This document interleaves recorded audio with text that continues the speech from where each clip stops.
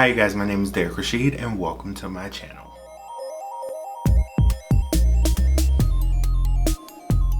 We are back for yet another episode of 90 Day Fiance, Happily Ever After, ? We're going to start off right with Libby and Andre in Moldova. Basically, I'm assuming this is like the morning after the entire dinner fiasco, and we're still on the same subject. So Libby and Andre are having a conversation and she's like, bro, like, I've never seen you act like that before. I feel like you need to apologize. You and my brother were both in the wrong.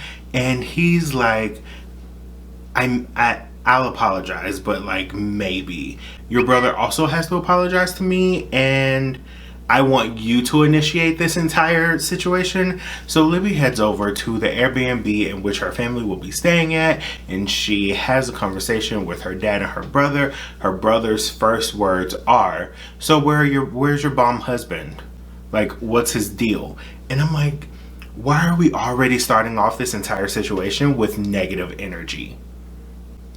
But Libby says the same thing that she says to Andre, which is both of them were in the wrong in the entire situation. They both were being aggressive, and I mean, true. But Charlie has this whole, like, if Andre wants to square up, we can square up, and Andre has the same thing. But when both of y'all were in each other's faces, nobody was doing nothing, so I'm gonna need for both of y'all to pipe down, because y'all ain't about that life.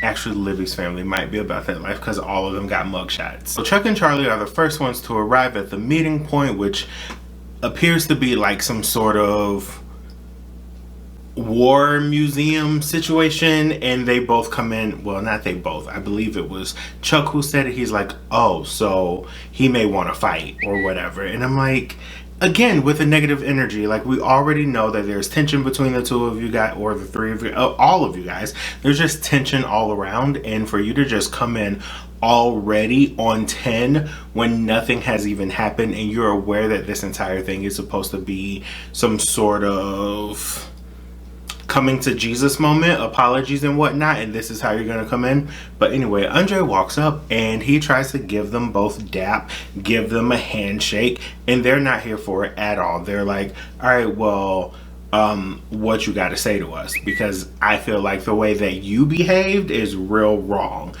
And like, accountability across the board, all of them need to take their part. Andre apologizes, and the entire reasoning for this entire thing is because he realizes that without Chuck there, he can't have a wedding, because Chuck is the one that's paying for all this stuff.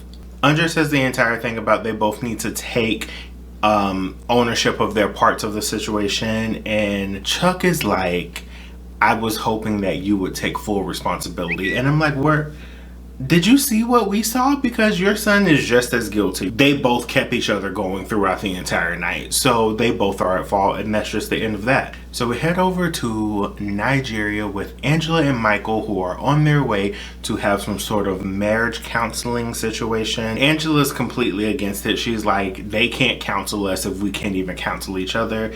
And I'm like, red flag. Like, episode after episode, you're admitting that you guys have issues, you're canceling the wedding, you're ending the relationship, but here we are still going through the motions in the process of getting married. So they basically ask, like, how did you guys meet? Do you feel like this is your life partner or whatever? And then they go into the subject of, like, what kind of union do they want? Do they want to have a traditional union, which is multiple partners for Michael, or do they want to have an Islamic union, which is still multiple partners for Michael? And the last one is one man, one woman.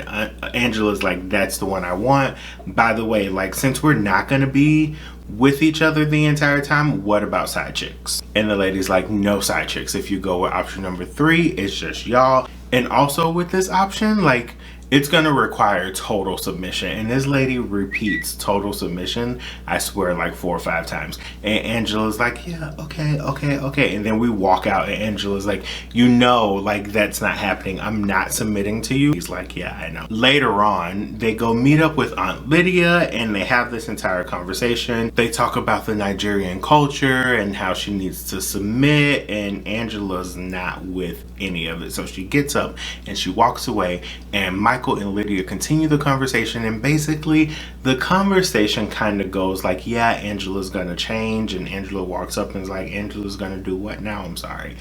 And he was like, we're just talking about you changing, like my culture will still be integrated in our relationship. And Angela's like, yeah, I have no issue with wearing the clothes, with the praying and stuff like that. And he was like, yeah, and the submission and all these things. And she's like, no, like I don't know what you're telling your family, but what you're telling me obviously isn't adding up. Lydia's like, this isn't gonna work unless you change your attitude. At the end of the day, he is a Nigerian man and this is what he is accustomed to. And she's like, I'm not submitting to nobody. And of course she gets up and she leaves yet again. And she also cancels the wedding again. She cancels the relationship again. So we'll see what happens. Over in Las Vegas, we have Larissa waking up in Eric and David's house. She goes and has a conversation with Eric, and it's again the same stuff being brought up again over the past 3 episodes. And basically what it comes down to is they apologize to each other and they're now on good terms. I guess they're a couple again, so she doesn't have to be homeless. And I'm thinking that she probably spoke with Carmen and Carmen was not down for her coming back into her house. Personal opinion. And then we meet up with Larissa and Adam, who is her lawyer, in regards to her current case. Basically what happens is everything is good. She did her community service. She paid her fines. How is she paying fines if she doesn't have a job? She paid her fines. Maybe she's doing like cameos and stuff. She paid her fines and the charges got reduced and it's now closed. So as long as she keeps everything on the up and up, no more incidents with cops, with partners or anything like that, she should be okay. So let's fly over to South Africa with Tanya and Sinjin. On this episode, we actually get like no Tanya. Everything is regarding Sinjin. As we know, Sinjin was going to be hanging out with his boys and they end up meeting up at a bar, and we're introduced to 2 of his friends who were actually his roommates. They start picking on his weight. Obviously, Sinjin has gained some pounds since he moved over to the States, and honestly, they look good on him. And then they get into the good stuff. We find out that Tanya moved in with Sinjin and the boys for 2 months prior to her coming back to the States, is what it sounds like. And there was a bit of tension. It doesn't sound like they're too big of fans. They ask like, why Tanya? Why did you choose to marry Tanya? And Sinjin's like, I was in a lust bubble. The sex was good, and sometimes good sex makes you think that you're in love. And now that he's married, the only reason that he is in America is for Tanya. And if it wasn't for that, he would be here, and he's contemplating not even going back to America at this point. And then the boys ask, how is it like being married to her?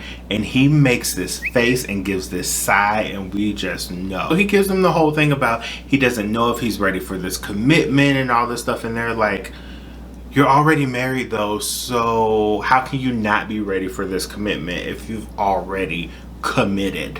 Which is what everyone else is saying. If you weren't ready to get married, why did you get married? And basically he's like, we had no choice. You did have a choice. It was just a really rushed choice, and you had to do it in 60 days and not 90 days, which is still a short amount of time. But you chose to go through with the wedding, and if you really weren't ready for it, why are we getting married? Back in Brazil, we find Colt leaving another room, and turns out that just came back in the middle of the night, and they had this big huge thing, and security was there, and they were arguing and da da da da. So he decides that he was just gonna leave and get another room for the night rather than staying on mommy's couch. So he goes back and he and Jess have a conversation, and basically She's like, bro, like, why are you lying so much? Instead of him answering the question, he turned everything back around on her regarding her throwing the shoes and her yelling. The reasoning she's mad is because she knows that you guys slept together, because you probably told her, because you love discussing your sex life, and the fact that you lied and told her that you're not talking to this girl anymore, and yet here she is in your house watching your cats. Whatever. They go downstairs. Debbie's downstairs. She doesn't know anything about anything that happened after Jess left her room, and she's a little bit surprised that Jess is there. They get in the van, and Debbie decides that she wants to be the one to open up this conversation regarding her son's relationship with Jess. And she's like, we need to talk about this because what you did wasn't cool. And it's like, you can see Jess giving Colt the eye as if like, say something, because while they were in the room having this conversation, she told him like, we don't need other people's opinions. Like, this is our relationship, and I need you to grow up and stop being a baby boy. Colt says that he knows, he says this in the interview with production, that he knows that his mom is antagonizing Jess on purpose, but he still doesn't say anything. They get to the airport, they say their goodbyes, Colt excuses he and Jess, and then Debbie's like in the corner of every freaking shot, and she's like, don't propose, don't propose, don't propose. But they just say their goodbyes, I'm gonna miss you, blah blah blah blah blah. And then here comes Debbie pushing the cart all up on people's ankles, talking about it's time to go. Jess gives Debbie a hug, and she's like, oh my god, thank you so much for coming. And Debbie, the little devil person that she is, she's like, Debbie just rubs me the wrong way. Like, Debbie needs to get her own business. Her own business. She needs to mind the business that is not her 35-year-old son's. How about we get Debbie a man? How about that's another 90-day fiance? How about they get a spinoff, since they want to give everybody a spinoff? So we're back in Washington with Kalani and Asuelu, and we are greeted by Asuelu, who is going to his mom, his sister's house. I don't know, that's where they all are, and he just wants to like patch up everything. And we notice that Kalani's not there, so he comes in, and Tammy, the first thing she says is, are you still mad at us? Why are people coming into these situations with this energy? So anyway, Asuelu's there, he gives them the gifts, and he basically tells them like, I am putting my family first. Like, I understand Samoan culture, but he's basically trying to assimilate into American culture, and this is not a dig at his family or anything like that. He just knows that he has responsibilities that he has to take care of within his own home in order to satisfy that situation before he's even able to consider the thought of giving money outside. His mom asks where Kalani is, and he basically says like, I told her not to come because this is a conversation that I wanted to have with you guys alone.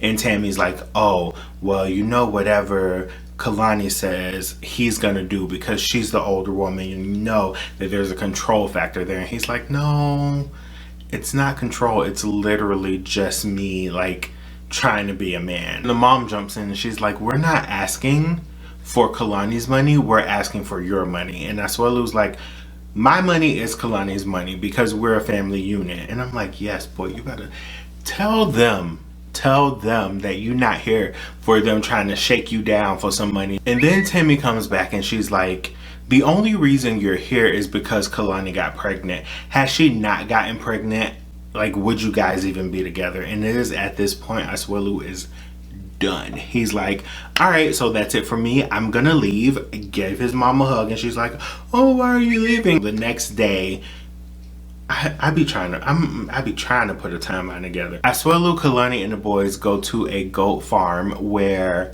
they're supposed to meet with Asuelu's mom and just have another conversation about the entire thing. And the conversation basically goes the same way. Asuelu breaks down and he's like, I can't give you the money that you're asking for, because if I do that, I'm taking out of my household. Therefore, I won't be able to take care of my kids. And he goes to the extreme and says that they will die. Whew. This doesn't faze Grandma. She's like, yeah, I get what you're saying, but also like you need to give me money. And Kalani's like, I understand what you're saying, but we can't give you what we don't have. And the mom is like, you're gonna respect me. And I guess respect comes in the form of giving money, because that seems to be the only topic of conversation when it comes to Asuelu's family. And yet again, we end with Paul and Karini.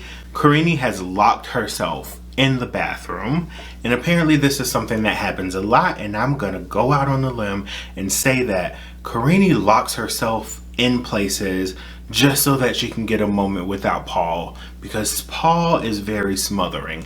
She walks out of the bathroom, she leaves, and Paul's mom is pulling up, and she's like, to Paul's mom, she's like, I'm having a bad day, but it's not because of you. And then she walks off, and then Paul, the girl already told you that she wants you to leave her alone, but he then follows her and sits down at the picnic table where she is and having this conversation, and she basically keeps saying, leave me alone. Yet that's the thing that he does not do. He does not leave her alone until he finally just gets up and walks away, but he blames everything on her having mood swings. And his mom is like, but what did you do? What did you do to provoke her to be in this mood? Because people just aren't in moods to be in moods. And he's like, oh no, I didn't do nothing. I give her her space. Lies. That's going to be it for this episode, guys. Thank you so much for watching. Please be sure to like, comment, share, subscribe, and follow me on socials. I do have Instagram and I have Twitter. My handles are at Derrick_Rashid, just like it is with this channel, only the channel does not have the underscore. And until next time,